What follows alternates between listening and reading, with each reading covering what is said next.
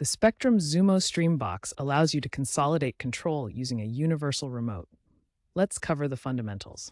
Spectrum Xumo Stream Box is designed to deliver live TV, on-demand content, and streaming apps via the internet. It works with various universal remotes like Logitech Harmony, RCA, or Spectrum-branded ones for controlling the device, TV, and other equipment. Programming these remotes syncs codes or uses auto setup to map buttons for functions like power, volume, navigation, and app selection. There are mainly two methods involved: code entry, which is the manual input of device-specific codes, and auto search, where the remote automatically scans for compatible signals.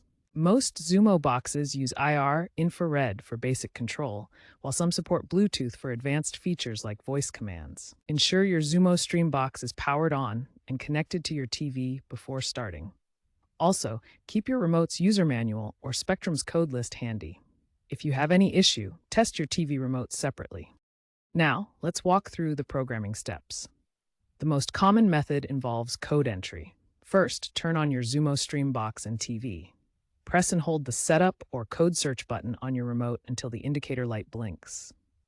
Enter the 3 to 4 digit code for Spectrum Xumo, common codes 756, 3630, or 2567. Check Spectrum's support page for your specific model. Point the remote at the Xumo box and press power to test. If it works, save the code. If not, try the next code.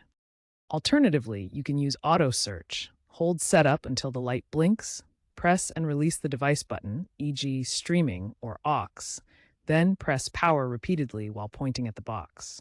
It will cycle through codes until the box responds, then save the code.